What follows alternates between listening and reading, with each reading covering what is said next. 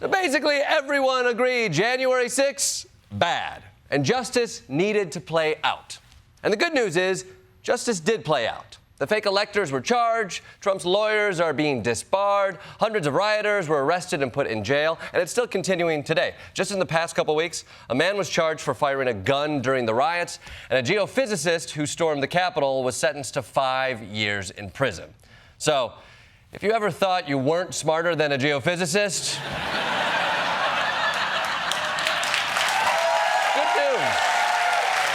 good news. And you know what? If you don't mind, I might indulge. To that geophysicist, good luck using the Siwalik fluvial sequence to analyze remnant magnetization. Now you're locked up, bitch.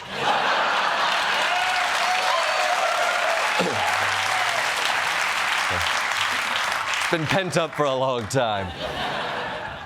As the wheels of justice turned and life moved on, most people moved on to other things, which makes sense. Other shit happened. We had the rest of the pandemic, there was inflation, 2 famous people decided to date each other. I mean, how could we focus on anything else? We can be forgiven for moving on. But Trump and the MAGA movement didn't forget about January 6th. In fact, they've been rewriting.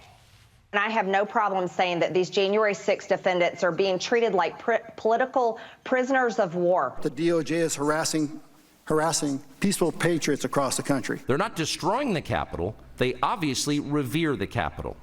They're there because they believe the election was stolen from them.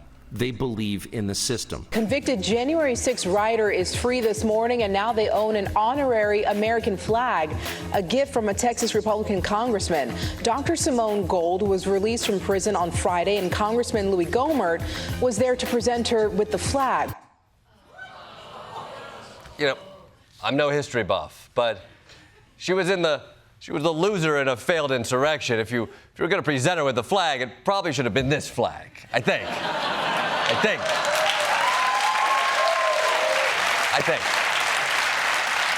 No one has reversed his position on the Trump mob as hard as Donald Trump himself. He went from demanding that these criminals go to prison to promising that he's going to get these heroes out of prison.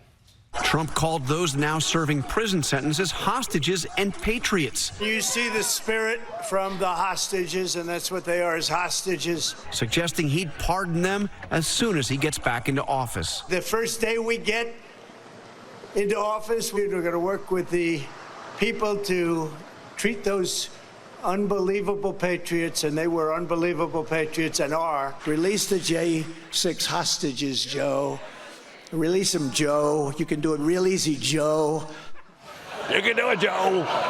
They're hostages, Joe. Come on, Joe. I wouldn't call convicted criminals hostages. Although if MAGA wants to treat them as hostages, we can have a hostage exchange. I'm happy to release them if they can give us the, I don't know, old Kanye back. You know, just spitball it here.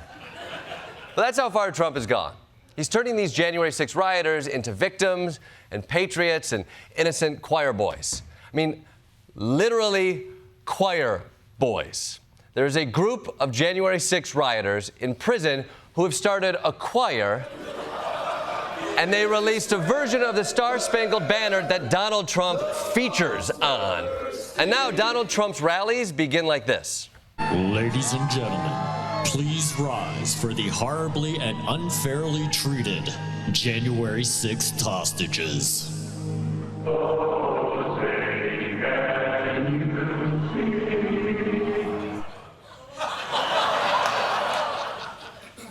That's a dramatic way to kick off an event.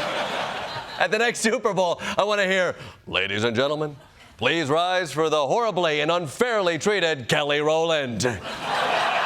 She's just as talented as Beyonce. It's not her fault she wasn't as strategic with her career.